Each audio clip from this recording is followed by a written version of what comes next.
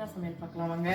வழக்கம் போல சுட சுட சோறு தான். வெள்ளிக்கிழமை இல்லையா, அதனால கத்திரிக்காய், முருங்கைக்காய், குடமிளகாய் போட்டு சாம்பார்.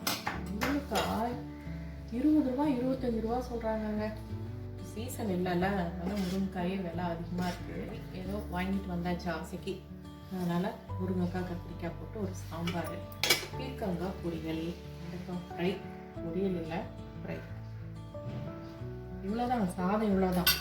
மீதியெல்லாம் பொரியல் இதில் தான் சாப்பிட்டுக்கணும் பார்த்துக்கோங்களேன். இந்த கெஸ்ஸிங் கரெக்டு தான். பீக்கங்காய் பொரியல் பண்ணாலே பீக்கங்காய் தோல் எடுத்து. ஆனால் இந்த துவையலில் கொஞ்சம் டிஃப்ரெண்ட் என்னென்னா, ஸ்ப்ரிங் ஆனியன் இருக்கு இல்லையா, அதையும் கொஞ்சம் சேர்த்து நான் வதக்கி துவையல் அரைச்சிருக்கேன். நல்லா இருக்கு, டேஸ்ட் ரொம்ப நல்லா இருக்கு. ஒரு தடவை தனியாக அதில் மட்டும் செய்து பார்க்கணும். பட் இது ரெண்டு சேர்த்து செய்வோம், இதுவும் நல்லா தான். இல்லாமல் வழக்கம் போல் வெள்ளரிக்காய் லேட்டோஸ் சேலடும் இருக்குது. அதுக்கப்புறம் பருப்பு போட்டதுனால இன்னைக்கு பருப்பு ரசமும் ஒரு தயிர் இருக்குது. இவ்வளோதாங்க இன்னைக்கு சமையல். இந்த வீடியோ உங்களுக்கு பிடிச்சிருந்துச்சுன்னா லைக் பண்ணுங்கள், ஷேர் பண்ணுங்கள், கமெண்ட் பண்ணுங்கள். புதுசாக பார்த்தீங்கன்னா சப்ஸ்கிரைப் பண்ணிக்கோங்க. தேங்க்ஸ் ஃபார் வாட்சிங். பாய்.